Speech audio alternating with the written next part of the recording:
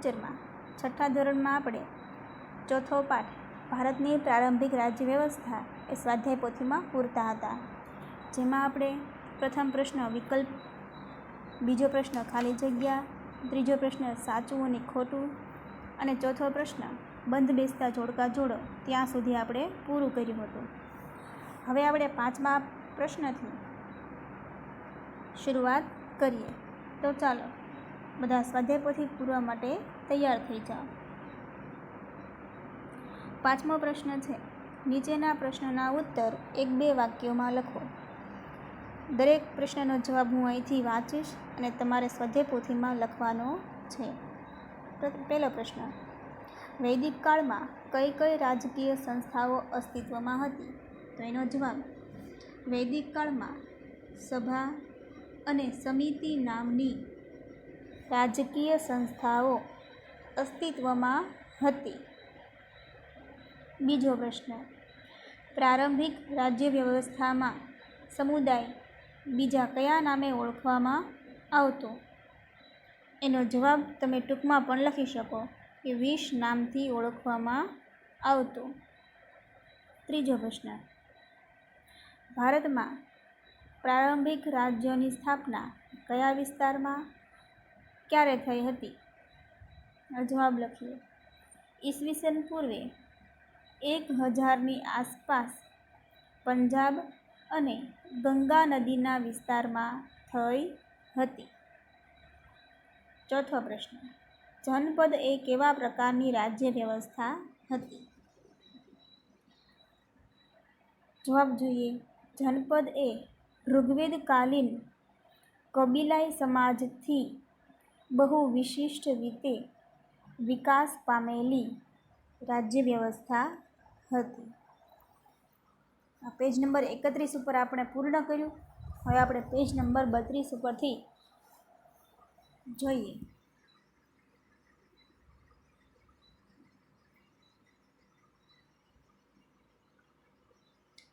પાંચમો પ્રશ્ન, મહાજનપદોમાં કયા 2 પ્રકારની શાસન વ્યવસ્થા હતી? એનો જવાબ, તમે સીધો જવાબ લખો તો પણ ચાલશે. આપણે સૌ જાણીએ છીએ કે મહાજનપદોમાં 2 પ્રકારની શાસન વ્યવસ્થા હતી, એક રાજાશાહી અને 2 લોકશાહી. છઠ્ઠો પ્રશ્ન, વર્તમાન સમયમાં કુરુ મહાજનપદનો સીમા વિસ્તાર કોને કહેવામાં આવે છે? એનો જવાબ જોઈએ. વર્તમાન સમયમાં દિલ્હી અને મેરઠ આસપાસના પ્રદેશને કુરુ મહાજનપદનો સીમા વિસ્તાર ગણવામાં આવે છે. સાતમો પ્રશ્ન, ભારતમાં મહાજનપદોનો સમયકાળ કયો ગણવામાં આવે છે? જવાબ, ભારતમાં અનુવૈદિક કાળને મહાજનપદોનો સમયકાળ ગણવામાં આવે છે. આઠમો પ્રશ્ન, સત્તા માટે કયા કયા રાજ્યતંત્રો વચ્ચે હરીફાઈ થતી? જવાબ જોઈએ. સત્તા માટે મગધ,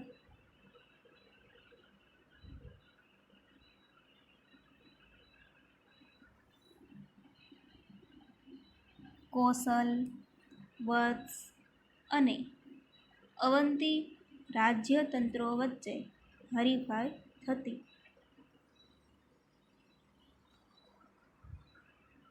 નવમો પ્રશ્ન, હર્યક વંશમાં કયા 2 મહાન રાજાઓ થઈ ગયા? જવાબ, હર્યક વંશમાં બિંબિસાર અને અજાતશત્રુ નામના 2 મહાન રાજાઓ થઈ ગયા. 10મો પ્રશ્ન, મિત્રો અહીંયા પ્રશ્ન અને જવાબ બંને વાંચું છું. તમારે આ સ્વાધ્યાય પોથીમાં જો તમને અક્ષર ના દેખાય તો જે જવાબ હું વાંચું એ તમારે એ પ્રમાણે જવાબ છે એ લખજો. જો તમે લખવામાં પાછળ રહી જાઓ તો વિડીયો સ્ટોપ કરીને જવાબ લખવાનો પ્રયત્ન કરજો. જો અક્ષર ના દેખાય તો અહીંયાથી હું જે જવાબ વાંચું એ પ્રમાણે તમે લખવાની કોશિશ કરજો.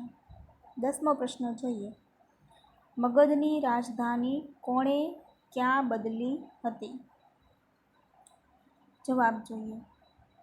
મગધની રાજધાની રાજગૃહ અથવા તો ગિરિવ્રજ હતી, પરંતુ અજાતશત્રુએ રાજગૃહને બદલીને પાટલીપુત્ર કૌંસમાં પટના કૌંસ પૂરો ને મગધની રાજધાની બનાવી હતી.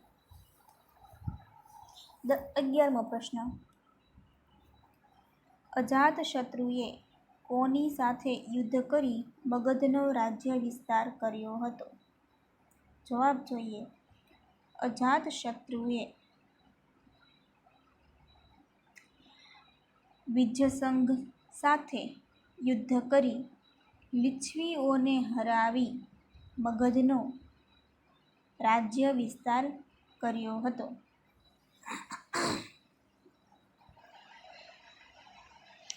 12મો પ્રશ્ન. ભારતનો સૌપ્રથમ રાજ્ય નિર્માતા કોણ હતો? જવાબ. ભારતનો સૌપ્રથમ સામ્રાજ્ય નિર્માતા નંદ વંશનો રાજા મહાપદ્મનંદ હતો. 13મો પ્રશ્ન. અનુવૈદિક કાળમાં મગધ પર કયા 3 બળવાન વંશોએ શાસન કર્યું હતું?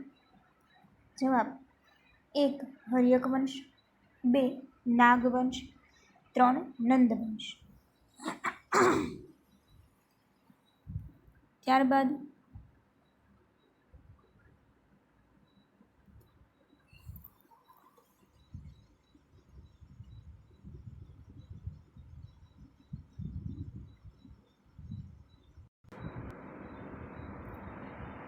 ચૌદમો પ્રશ્ન.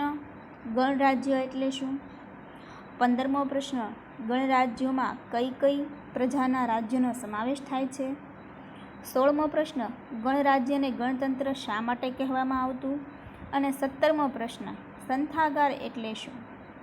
આ 14થી 17 પ્રશ્નોના જવાબ તમારે જાતે પાઠ્યપુસ્તકમાંથી શોધીને લખવાના છે. એ તમારું હોમવર્ક છે. લેશન તમારે કરવાનું છે. 4 પ્રશ્નના જવાબ જાતે ગોતીને સ્વાધ્યાય પોથીમાં પૂરી લેજો. ત્યારબાદ 18મા પ્રશ્નનો જવાબ જોઈએ. આ જે 4 પ્રશ્નો છે એના જવાબ તમારે લખી લેવાના છે. ત્યારબાદ 18મા પ્રશ્નનો જવાબ જોઈએ.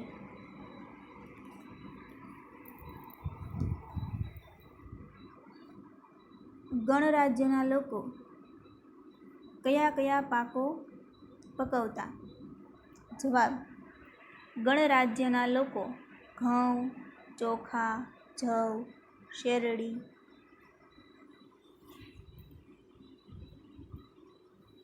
તલ, સરસવ, કઠોળ વગેરે પાકો પકવતા. 19મો પ્રશ્ન. ગણરાજ્ય સમયના મળી આવેલા કેટલાક વાસણો કેવા હતા?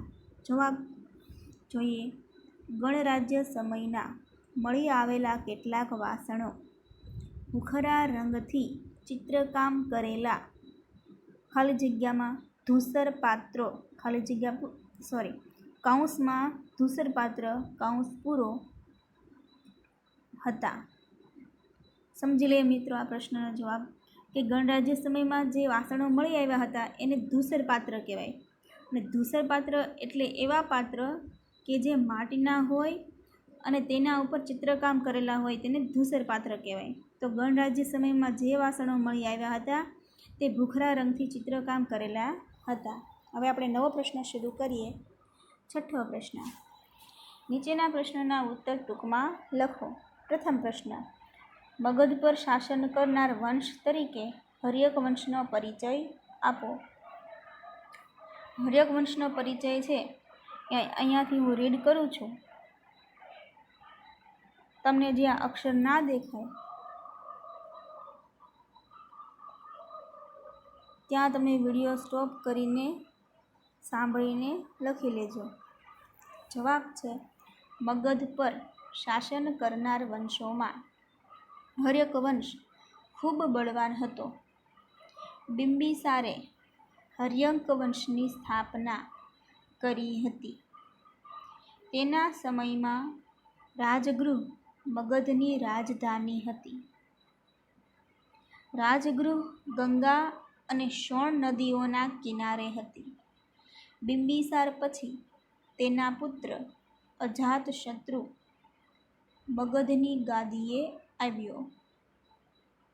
તેણે રાજગૃહને બદલે પાટલીપુત્રને રાજધાની બનાવી હતી. અજાતશત્રુએ વજ્જીસંઘ સાથે યુદ્ધ કરી લીચ્છવીઓને હરાવી મગધનો રાજ્ય વિસ્તાર કર્યો હતો. પ્રથમ પ્રશ્ન જોયો. હવે આપણે બીજો પ્રશ્ન જોઈએ.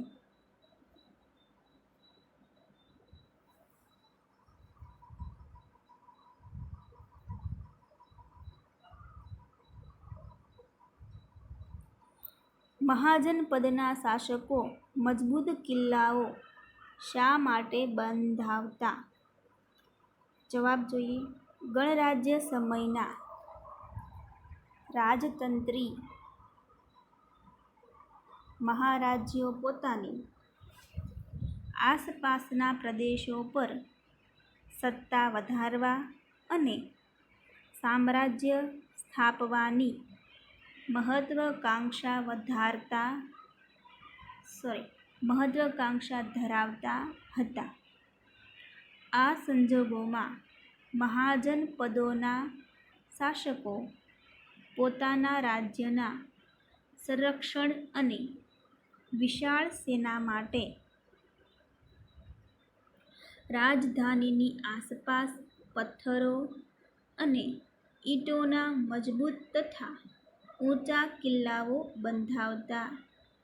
આ ઉપરાંત કેટલાક રાજાઓ પોતાની શક્તિ અને સમૃદ્ધિનું પ્રદર્શન કરવા માટે પોતાના રાજ્યની ફરતે વિશાળ, ઊંચી અને ભવ્ય દિવાલો બંધાવતા.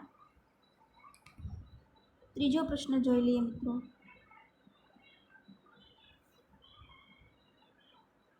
ગણરાજ્યોની શાસન વ્યવસ્થાની 4 વિશેષતાઓ જણાવો. જવાબ. 1. ગણરાજ્યનો વહીવટ સભા કરતી. વહીવટની બધી સત્તા સભાના સભ્યો ભોગવતા. એમાં બીજો મુદ્દો લખો. 4 વિશેષતા આપણને લખવાની કીધી છે એટલે આપણે એક વિશેષતા લખી. હવે બીજી વિશેષતા લખો. સભાના સભ્યો તરીકે વૃદ્ધો અને યુવાનોને પસંદ કરવામાં આવતા. 3. ગણરાજ્યમાં દરેક સભ્ય રાજા ગણાતો. દરેક સભ્ય ચોક્કસ સમય સુધી સભાનું સભ્યપદ ભોગવતો. 4. સભાનું સ્થળ સંથાગાર કૌંસમાં લખો નગર ભવન કૌંસ પૂરો તરીકે ઓળખાતું. 5મી વિશેષતા. ગણરાજ્યનો રાજ્ય વહીવટ કરવા માટે સભા ચૂંટણી દ્વારા પ્રમુખની પસંદગી કરતી. હવે આપણે ચોથો પ્રશ્ન જોઈએ. રાજાશાહી અને લોકશાહી રાજ્ય વ્યવસ્થા વચ્ચેનો તફાવત ટૂંકમાં જણાવો. 4 આપણે તફાવત લખવાના છે. એમાં રાજાશાહીમાં પેલો તફાવત લખીએ. પેલું વાક્ય લખીએ. રાજાશાહી રાજ્ય વ્યવસ્થા રાજા મુખ્ય હોય છે. એની સામે લોકશાહી રાજ્ય વ્યવસ્થામાં પ્રથમ મુદ્દો લખીએ કે લોકશાહી વ્યવસ્થામાં લોકો દ્વારા ચૂંટાયેલ પ્રતિનિધિઓ મુખ્ય હોય છે. હવે રાજાશાહી રાજ્ય વ્યવસ્થામાં બીજો મુદ્દો લખો. રાજાશાહીમાં રાજા સર્વોપરી હોય છે. હવે લોકશાહીમાં બીજો મુદ્દો. લોકશાહીમાં ગૃહનો વડો મુખ્ય હોય છે. હવે રાજાશાહીમાં ત્રીજો મુદ્દો. તેમાં રાજાને રાજ્ય વહીવટમાં મદદ કરનાર પ્રધાનમંડળ હોય છે. લોકશાહીમાં ત્રીજો મુદ્દો. તેમાં પ્રમુખને રાજ્ય વહીવટમાં મદદ કરનાર મંત્રીમંડળ હોય છે. રાજાશાહીમાં ચોથો મુદ્દો. તેમાં રાજાનું પદ વંશ પરંપરાગત હોય છે. લોકશાહીમાં ચોથો મુદ્દો. તેમાં પ્રદેશની પ્રજા પોતાના પ્રતિનિધિઓ ચૂંટે છે. આ સાથે મિત્રો આપણે 7મા ધોરણમાં ચોથો પાઠ સ્વાધ્યાય પોથીમાં પૂરો કરીએ છીએ. ચલો મિત્રો, આવજો. ફરી બીજા લેક્ચરમાં આપણે મળશું. જય હિન્દ, જય ભારત.